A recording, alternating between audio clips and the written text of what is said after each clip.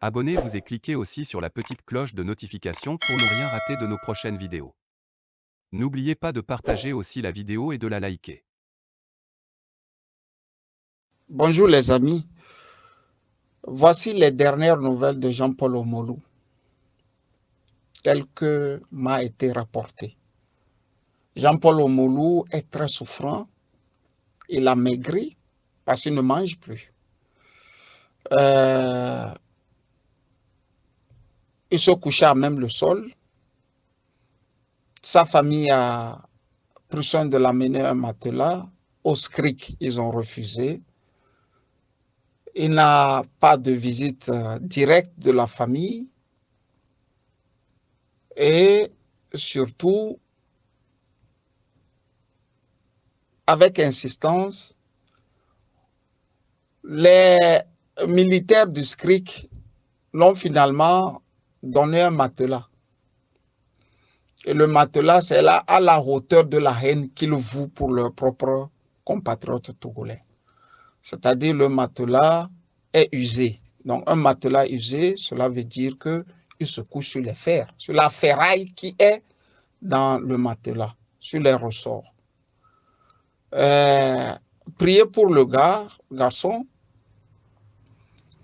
et ayez foi que toute dictature a eu toujours une fin. Si Jean-Paul Omolou devrait rendre l'âme dans leurs mains, il ne faut pas que nous nous faiblissons. Ils en ont tué, ils en ont écrasé. Il y a eu des Omolou, il y aura toujours des Omolou. Les Omolou, Jean-Paul, c'est comme les Amourins. C'est comme les Marcati des pays. C'est comme tous ces gars, tous ces jeunes, ils ont tué pour rien. Pour la conservation du pouvoir cabier, j'insiste bien, le pouvoir cabier, parce qu'il est cabier. Il ne faut plus avoir peur des mots. Le pouvoir est cabier. J'ai voulu aussi vous parler du cas Abbas Kaboua. Vous savez, les amis, ce n'est pas une mauvaise chose, les débats envenimés, enflammés, quand il s'agit de la politique. Ça, c'est normal. En Allemagne, on a connu ce qu'on a appelé le politique show. C'était d'habitude sous l'ère de Schröder, Gerhard Schröder, qu'on avait ça. Vous avez le SPD qui est dans un coin, la CDU qui est dans un coin, et puis ça se tape dessus proprement. Ils révèlent même leur jeunesse. Tu te rappelles, Schröder, tu avais fait ça, tu avais dit ça, tu avais dragué cette fille, tu avais échoué devant cette fille, tu avais fait... Bref, Stoiber va dire ça, Schröder va dire ceci. C'était vraiment les moments les plus beaux en Allemagne. Malheureusement, quand Schröder est parti, on n'a plus le politique show. Quand vous allez au Bundestag, à Berlin, vous remarquerez que tous les partis politiques ont leur siège dans le même étage, dans le même immeuble. C'est un bon architecte qui a fait l'immeuble et ça surplombe. Vous montez jusqu'en haut, vous avez toute la ville de Berlin. Vous avez l'hôpital La Charité, vous avez, bref, le décor qu'on puisse avoir dans la capitale allemande. Mais quand ils le font, ils s'insultent proprement comme ça, ils ne se tuent pas. Chez nous, on tue. C'est ça qui fait mal. On tue. Vous voyez, Abbas Kaboua, c'est le reflet même de l'échec de l'élite togolaise. C'est le legs que la dictature a laissé. On a sorti les bons grains. Ils sont allés à l'extérieur. Et on a laissé l'ivraie. Vous voyez que c'est Abbas Kaboua qui est maintenant politique au Togo. L'élite a démissionné. Les professeurs Ninevi, les professeurs Gougué, les professeurs je ne sais quoi, tout cet armada de grands professeurs de renom ne font pas le poids devant Abbas Kaboua. Parce qu'on a donné les armes nécessaires à Abbas Kaboua d'écraser tout sur son chemin. C'est pour ça que quand les Camus Ali vont sortir, il pense qu'il a droit de dire tout ce qu'il veut. Il se donne des airs. On l'a envoyé à Poitiers pour étudier. Il ne l'a jamais fait, Abbas Kaboua. Il s'est baladé, il est retourné. Et il va de ministre à ministre pour prendre de l'argent. Et il est content. C'est comme ça qu'il nourrit sa femme et ses enfants.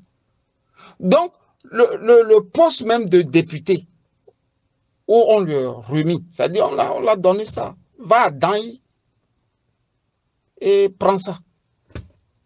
Nous te proposons de prendre le poste de Danyi. C'est-à-dire on a partagé. Est-ce que les gens de Danyi peuvent aller à Kara faire ça, ce qu'Abbas Kaboua fait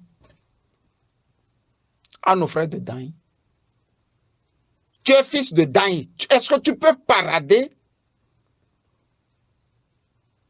en pays kabien comme Abbas parade dans la préfecture là? Ça fait mal, les amis. Ford va faire, qu'est-ce que Ford va faire, pardon? Il va le lâcher. Il le lâche sur les citoyens, les politiques. Et vous n'avez plus le temps de vous occuper du bourreau, c'est-à-dire de Faure Gnassingbé. Le roi Héron disait, pour endormir son peuple, on lui donne des jeux. Quand il est en train de s'amuser là, et le roi même, il est tranquille. Vous voyez que hier, avant-hier, bref, toute la semaine, nous n'avons parlé que d'Abbas Kaboua. Les gens n'ont plus parlé de Faure Gnassingbé. Les gens n'ont plus parlé de Faure Gnassingbé. C'est comme ça qu'ils manipulent l'opinion. Ce n'est pas Abbas Kaboua. C'est un gros malade, je ne sais pas, il respire à peine là. Trouvez l'occasion de parler avec lui au téléphone. Vous sentez que à peine il arrive à respirer. Et il te parle. C'est pour ça que tout sort partout. Les salives, les morves, tout sort partout. La langue aussi qui prend le coup. C'est le lex que nous avons eu. Nous sommes la seconde génération. Vous voyez? Nous devrons nous battre contre des hommes armés jusqu'aux dents. L'élite qui devrait nous aider déjà par le temps, par le passé, c'est à coquiner avec ces gens-là. Donc, on a maintenant affaire à des gens aguerris. C'est la minorité aguerrie dont je parle. Si je suis au Togo, j'affronte Abbas Kaboua comme ça. En 2 mouvements, ma maison est encerclée. Et il te passe à tabac, il t'humilie. C'est le pouvoir kabier. Pourquoi ils font ça aux autres peuples, aux autres ethnies du Togo? Je ne saurais vous le dire. Est-ce que nous nous sommes suffisamment levés pour dire non? Je crois que nous ne l'avons jamais fait. Ce n'est pas normal. Un peuple ne peut pas se lever à lui tout seul et écraser les autres comme ça. Au Rwanda, on pouvait comprendre que ces 2 ethnies, les Tutsis et les Hutus, avec une petite minorité encore. Au Togo, c'est plus de 60 ethnies. Et une petite ethnie écrase les autres. Sans que les autres ne se disent non, on fait le front pour mettre fin à leur gabégie, à leur viol, à leur vol, à leur tuerie. On est là, on se regarde. On prête le flanc. Ils continuent et nous enlèvent un à un. Nous qui sommes dans la diaspora, au fait, nous ne sommes pas concernés.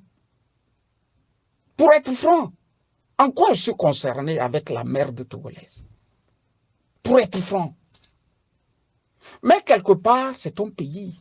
tu as des attaches, tu aimes ça, tu aimes ton pays. Et tu te dis, il faut mettre fin à ça. Il faut mettre fin à ça. Lisez ce livre, ce beau livre. Mon fils, tu seras un bâtard. C'est le père de Churchill qui lui dit ça. Mon fils, tu seras un enfant raté. Mais Churchill avait des insuffisances. Il n'est pas allé à l'école que ça. Vous voyez que c'est lui qui a sorti l'Angleterre des griffes de l'Allemagne nazie. Récompensé même de la manière la plus ingrate par le peuple anglais. Nous, c'est nos cas. Sinon, à Basse-Kabois, où est-ce que je vais connaître une brute comme ça? Intellectuellement, il ne peut rien t'ajouter. Socialement, dans la vie sociale, tu mets celui-là à côté de toi. Le lendemain, c'est des gens qui viennent te tuer et puis rient. Il va même jusqu'à dire que lui là, on ne s'est jamais appelé. Et il jure au nom de Dieu. Vous voyez, on avait une rubrique là sur Lynx Togo Info qui était 10 minutes pour convaincre. Abbas Kaboa était pratiquement la 3e, la 4e personne qu'on a interviewée. Puisque c'était en audio. Il n'y avait pas WhatsApp.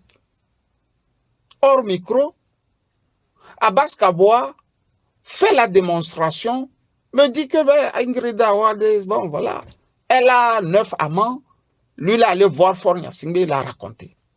Ingrid est venue chez lui. C'est ces mots, hein. Il l'a traumatisé devant sa femme et ses enfants.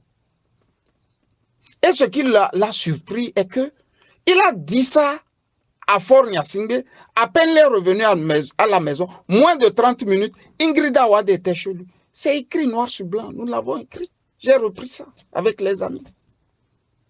Je vais au pays, je reviens. Je ne sais pas, en pays Kabia, on dirait il a Knao. À peine je garde ma voiture, je monte mes sacs. Je n'ai même pas encore bu de l'eau. Mon téléphone sonne. Au bout du fil, Abbas Kaboa. Ben, ça Abbas. Je dis, ah, doyen, comment vous avez mon numéro de téléphone? Ah, la manière dont vous nous traquez, c'est comme ça nous aussi nous vous traquons. C'est ce qu'il m'a dit. Mais dites-moi, comment vous avez mon numéro de téléphone? Il me dit, non, non, non, non, laisse ça. J'ai été effaré, même troublé de me rendre. Il connaissait le but pour lequel je suis allé au Togo. Tout de moi, il connaissait. Là, j'ai dit, ces gens-là, ils peuvent te tuer gratis, te jeter en haute mer, te jeter dans ton bas. Rien ne va se passer. Et Dieu seul sait, en âme et conscience, combien lui, il a déjà tué dans sa vie. Dieu seul sait. Parce qu'une personne qui a encore de l'humanité en elle ne peut pas atteindre les croisements dangereux d'Abbas Kaboa.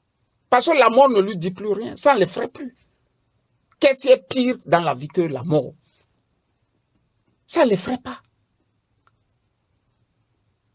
Quand il a lancé sa révolution, je vous dis, il m'a appelé. Il me dit, il va rentrer dans le gouvernement. Il dit tout ça là, ça ne s'est jamais passé. J'ai qu'à prouver. Et puis il trouve encore quelques petits godillots. Ah, honorable, que dites-vous des flagonneries de Kabus Ali ou bien d'Ali Camus? Vous voyez? Et le farfelu aussi de reprendre ça. C'est-à-dire, c'est un pays, ça fait pitié, quoi.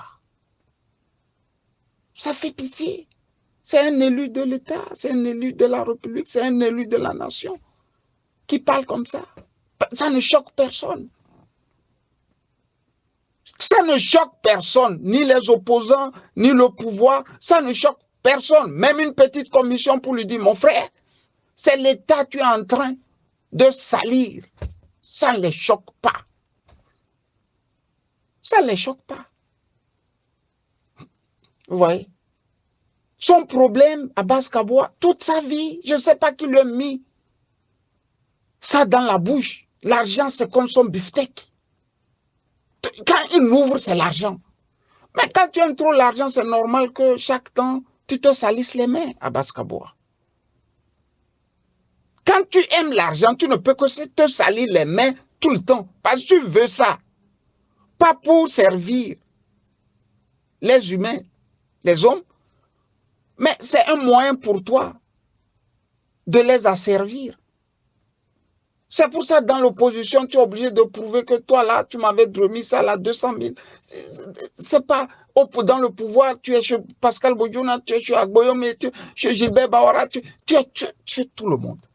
Comment tu nourris ta femme et tes enfants? Comment tu fais, Abbas Kaboua? C'est pas bien. C'est pas bien. On peut débattre violemment, mais c'est que vous allez nous tuer aussi. Pourquoi vous tuez? Pourquoi faites ça? Pourquoi vous avez des cris de guerre là où il faut mettre des cris intellectuels? Regarde ta brutalité, ta laideur qui te pend au visage. Je suis désolé, ça me fait mal de dire ça pour l'éducation que j'ai. Ça te pend au visage et tu es froussard, brut. Pourquoi tu fais ça?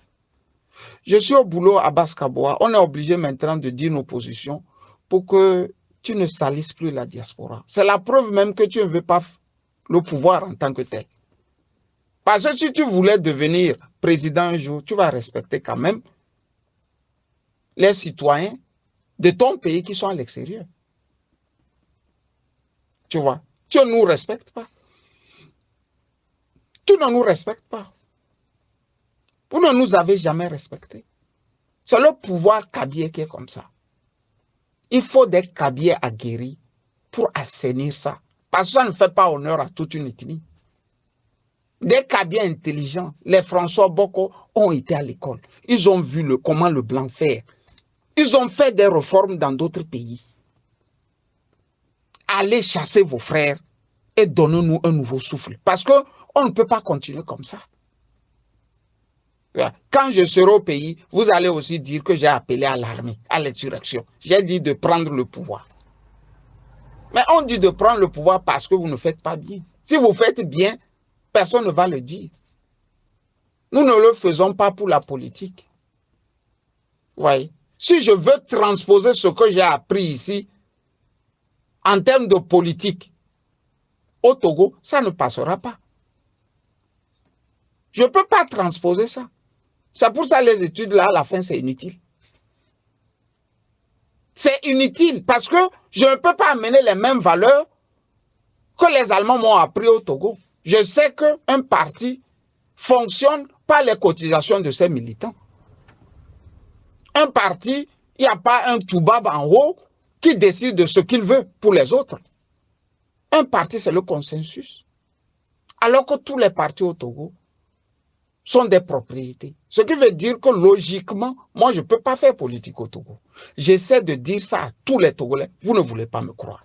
Je suis en train de défendre la DMK. Non, je défends les valeurs. On n'a pas dit la DMK a gagné, on a dit comptons. Prouvez-nous que vous avez gagné pour confisquer le pouvoir. C'est ça, mon ami Kolani aussi dit chaque jour. C'est ça l'ambassadeur d'Amérique a dit. Comptez et on va voir qui a gagné. Vous n'êtes pas capable de compter. Vous êtes capable d'aller tuer un pauvre colonel. Est-ce que la mort de Majulba avait même son sens? Là où il ne faut pas tuer, vous tuez. Vous tuez tout le monde. Pourquoi faites ça? Les enfants de Majulba un jour là, qu'est-ce que vous allez leur dire? Que leur papa est décédé comme ça. Vous voyez la haine que vous laissez pour des générations futures. C'est quel pouvoir on prend et puis on tue tout le monde. C'est ça vous appelez diriger un pays. Moi, je vis chez les Blancs. On n'a jamais tué quelqu'un ici, en politique. Ce n'est pas possible. Soyez, humanisez-vous un peu. Humanisez-vous. Abbas Kaboua, je suis au boulot. Regarde, toi là, aujourd'hui, tu vas te lever, Je ne sais même pas comment vous faites vos sessions là-bas. Tu vas aller à l'Assemblée là-bas, tu vas mettre ta salive là partout, sur les tables bancs, je ne sais pas, bleu là, et tu prends une vieille voiture, tu vas à Dagne. Tu as des petits zozos, tu leur partages 1000 francs, 1000 francs, 1000 francs. Et tu reviens t'asseoir. Tu es élu de la nation et tu insultes tout le monde. Bonne journée à toi, Abbas. Likez la vidéo si ce n'est pas déjà fait. Laissez aussi votre point de vue en commentaire.